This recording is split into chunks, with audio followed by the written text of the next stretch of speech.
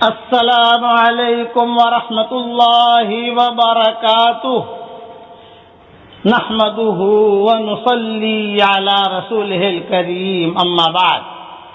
آج کا سبق سن لیجئے۔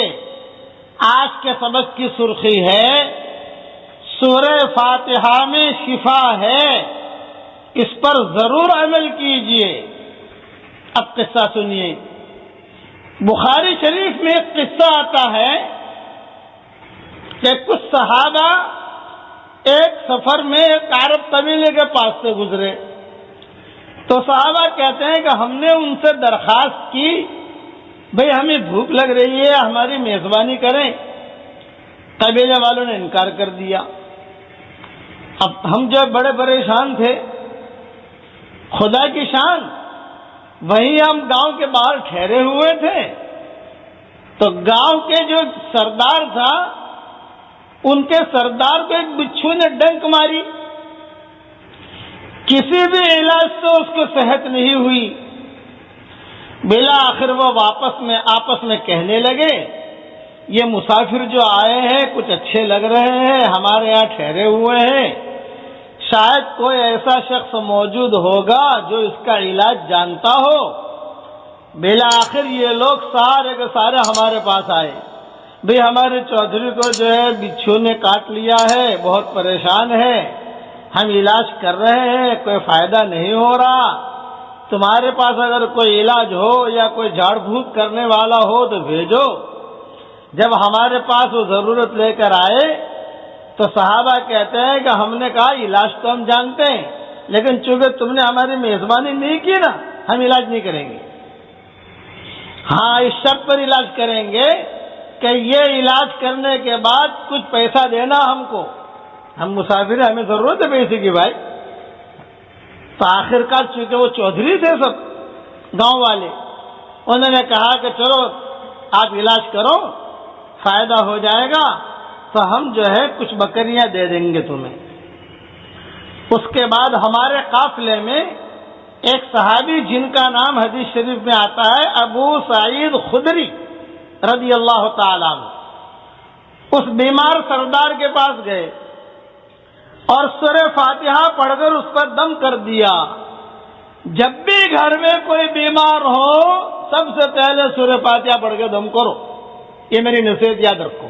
ادھر ادھر مولوی کے چکر میں مت پڑو، ادھر ادھر عاملوں کے چکر میں مت پڑو۔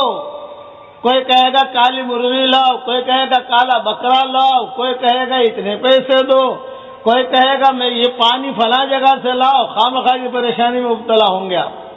سورہ فاتحہ میں اللہ نے شفا رکھی ہے، فوراً پانی پر پڑھ کے دم کر دیا اور اس کو دے دیا، فوراً جو اس پر پڑھ کے اس پر دم کر دیا، یہ ہمیشہ یاد رکھو۔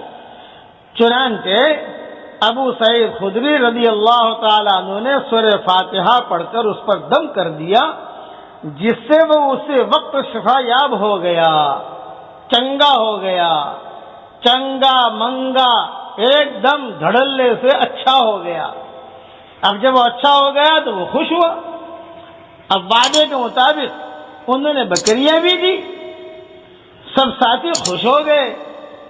اب جتنے ساتھی تھے انہوں نے آپس میں بانٹنے کا مشورہ کیا، لیکن ابو سعید خدری کو تھوڑا سا شک ہوا کہ یار پیسے تو لے لیے ہیں، بکریاں تو لے لی ہیں، لیکن قرآن شریف پر یہ اجرت لے سکتے ہیں نہیں لے سکتے، کیا ہے کیا نہیں، اس لیے ابھی آپس میں بانٹو مت، بلکہ ہم واپس جب جائیں گے حضور صلی اللہ علیہ وسلم کے دربار میں، وہاں جا کر یہ مسئلہ پوچھ لیں گے کہ ہمارے لیے حلال بھی ہے یا نہیں۔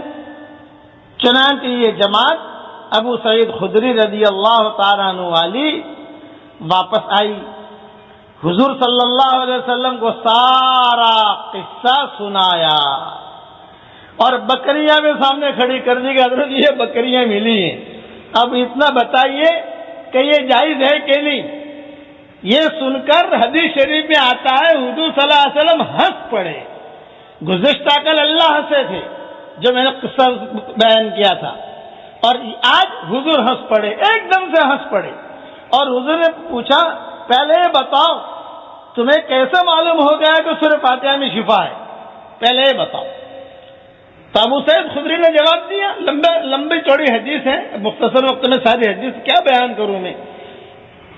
آپ نے پوچھا تمہیں کیسے پتا چلا کہ سورہ فاتحہ میں شفا ہے؟ ایک، پھر آپ نے حکم دیا یہ حلال ہے، تم سب کھاؤ، آپس میں تقسیم کرو اور میرا بھی حصہ رکھیو، میں بھی پارٹنر ہوں اس میں، میرے گھر بھی بھیجیو، میرا بھی حصہ رکھیو۔ یہ حدیث شریف میں آتا ہے کہ اس کو کھاؤ اور میرا بھی اس میں حصہ رکھو، میری بھی پارٹنرشپ رکھو، اور میرے گھر میں بھی ایک دو بکریاں جو بھی آتی ہوں، یعنی تم سب جو ہے بانٹو، یہ سمجھ لو گویا میں بھی تمہارے ساتھ تھا اور ایسے میرا بھی حصہ لگاؤ۔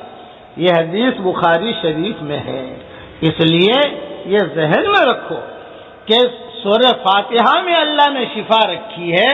کبھی انشاءاللہ اللہ نے توفیق دی تو سورہ فاتحہ پر اور بھی بیان کروں گا۔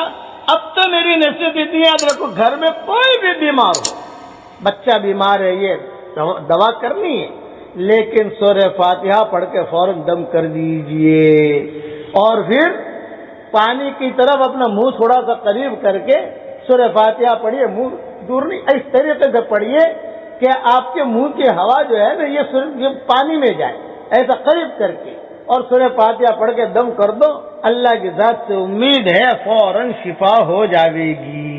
اللہ تعالی ہم سب کو عمل کرنے کی توفیق عطا فرمائے۔